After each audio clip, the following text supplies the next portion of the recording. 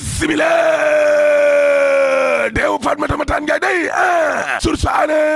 atekat ba day daal dinay fayul na kon soxna sa parce que Samba Ardo Dia Sow mi lé daal dinañ koy tëj na giiru dundam la ilaha illallah ate ba wàcc na démb laa la wax ak liggéey boo xam ne kon sañu koo bañ de travaux forcés waaw critique yéene kaay ne dama ne la njuuma la kon wàcc na ni ki démb de daal dinay daanu tëj nañ ko nag kon giiru dundam moom Samba Sow mi lé nga xam ne moom moo rayoon kii di Fatmata Mataan Njaay waaw bar réew mi quotidien ne njabootu Fatmata Mataan Njaay googe waaw kontaanuñ de ci li atekat ba wax waaw parce que Pape Matar Njaay mi lé càmmiñu kii fii jugee la jànkeet yéene kaay waaw nee na lan la ñuy nëbb akat la ñuy protéger parce que yow ñetti atu yàllaa ngi ni lé Samba Sow day ma ngay tudd rek bàjjanam Fat Sow waaw ak xaritam bi lé di awaña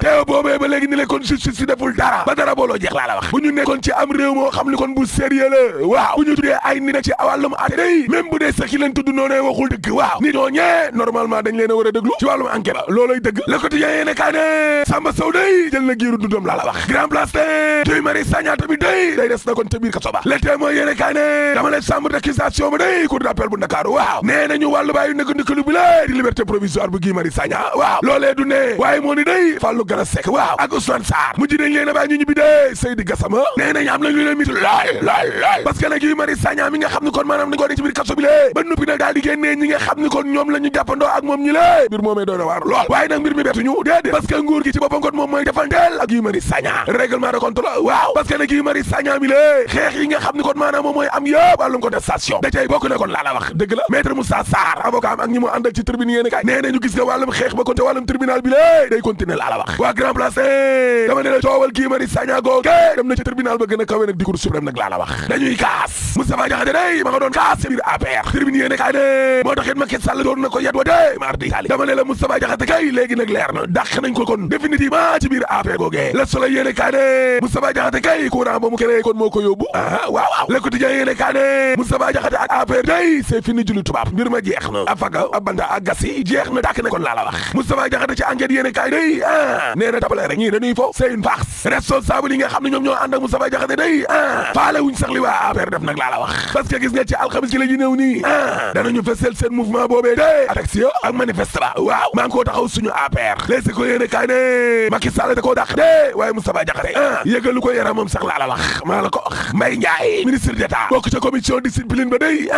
nee na yëgul dàq bi waay Samba yaa jum wala maa jum Saliou Keita APR plateau moom tamit d'accordul benn yoon ci dàq bi nga xam ne kon dàq nañ ko Moustapha Diakhaté ni le sur saane Moustapha Diakhaté day daa créé manko taxaw suñu APR Macky Sall ak ñamu àndal def manko dàq ko direct news Moustapha Diakhaté day est-ce que amul li mu bëggoon looloo jaralaaj Walf Fadjri ne APR day waaw Macky Sall daal fi mu nekk nii ci guddi gu bët setagul la nekk laa la wax Macky Sall kay fi mu nekk nii lé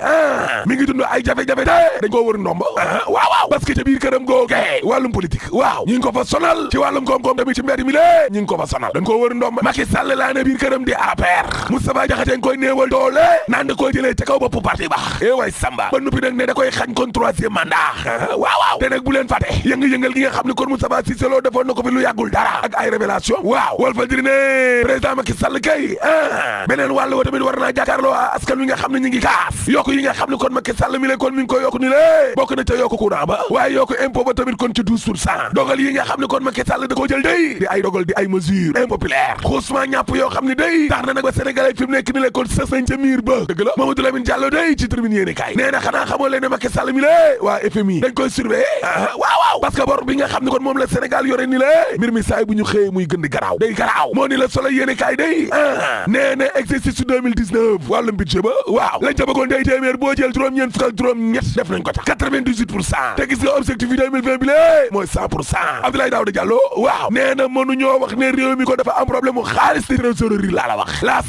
lancement au budget programme ba waaw nguur gi day génnee nañu xaalis ba de alhamdulilahi rabbil alamin Abdoulaye Daouda Diallo ci libération yéene kaay ne Sénégal day wérgu yaramu koom-koom moom ak wàllum kooparam waaw tarkal la ministre finance ak budget ko wax Abdoulaye Daouda Diallo ci la Témoin yéene kaay ne Sénégal kon fi mu dëju yëpp ci wàllum koom-koom lépp a baax waaw statut Sénégal bi nga xam ne dafa soppeeku na ci wàllum bor bi lée tekkiwul war a jaaxle di parce que dañ fee gisul nag lu fi ñor bañ koy match boog soobi di ne tekki ndoom tànk yi nga xam ne nag moo am ca ministère enseignement supérieur waaw ay jege ñaale Cheikh Oumar Anne day nee nañu Cheikh Oumar Anne lañ ñeen ni ñuy tongal ak di ko xeex te ka leen jiite day mooy Mary Teuw Niane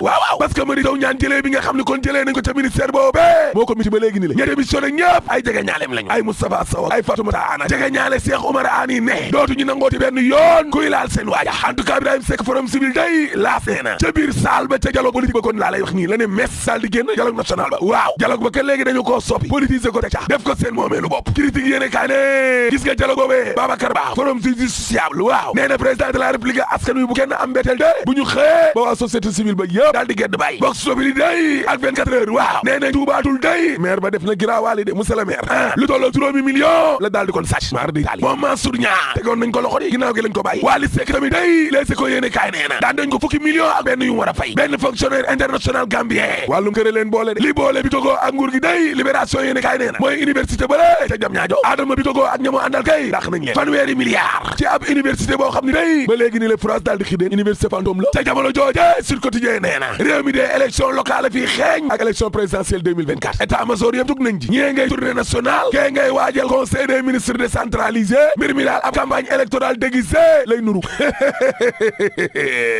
waaye politiciens yi de ak lu ñu tourné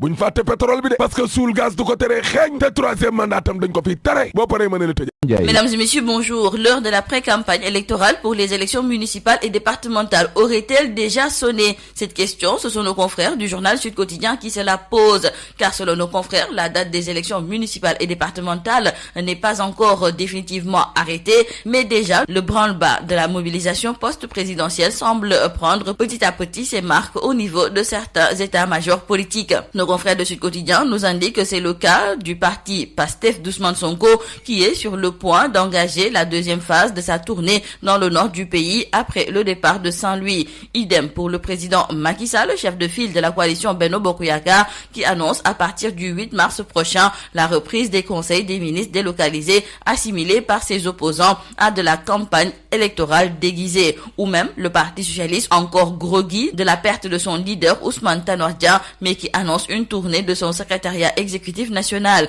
histoire de superviser la vente des cartes, mais aussi de remobiliser les troupes pour continuer d'être la tête de pont de Benno. Momar Diong, journaliste et analyste politique, explique dans le journal Sud Quotidien le pourquoi de ces tournées nationales de PASTEF, du Parti socialiste et aussi du président Macky Sall. C'est désormais officiel, Moustapha Diakhaté n'est plus membre de l'Alliance pour la République. L'information figure dans le journal Tribune et nos confrères nous font savoir que la commission de discipline composée de Benoît Sambou, Abdoumbo, Abdoulaye Badji et Mbaye Ndiaye ont prononcé l'exclusion de celui qui est catalogué rebelle dans les rangs du parti présidentiel. Et pourtant, dans le journal Rewmi Quotidien, notre confrère Hassan Samb trouve que Moustapha Diakhaté n'a pas eu de problème dans son parti qui fonctionne par ailleurs comme une armée mexicaine. Il a eu des problèmes avec Macky et son exclusion n'est rien d'autre que la suite logique de ces malentendus avec le président de la République. En plus, nos confrères de Direct News ajoutent qu'il s'est fait remarquer par des positions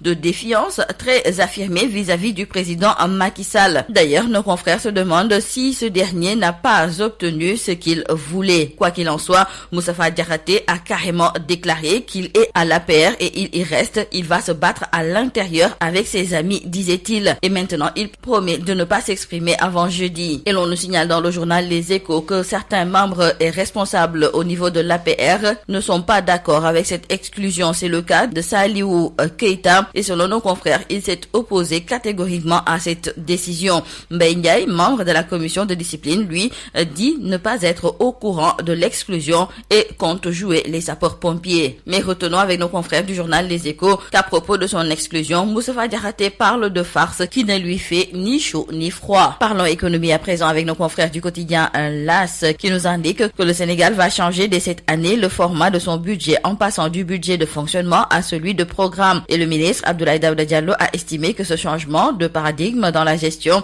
des dépenses publiques va faire vivre au Sénégal un moment crucial. Les ministres vont ainsi devenir des ordonnateurs de leurs dépenses, contrairement aux années précédentes où ils dépendaient du ministère des Finances. Restons avec le ministre Abdoulaye Daouda Diallo qui, à en croire nos confrères du quotidien Le Soleil, a fait savoir que le budget de l'année 2019 a été exécuté à 98,4%. Pour ce qui est de la perspective 2020, le ministre des Finances et du Budget estime qu'il n'y a pas de raison d'avoir moins de 100% avec le basculement vers le budget programme. Concernant la tension de trésorerie, le ministre Abdoulaye Daouda Diallo a exclu toute tension de trésorerie au Sénégal en expliquant que pour l'année 2019, il y avait un surplus de financement qui a fait que l'État a été obligé de verser une partie de ses fonds en 2020 et donc cela veut dire qu'il y avait une trésorerie qu'il ne pouvait pas utiliser faute de plage budgétaire. Dans le journal Le Témoin, nos confrères nous parlent aussi du ministre Abdoulaye Daouda Diallo qui vante son bilan et déclare que tous les fondamentaux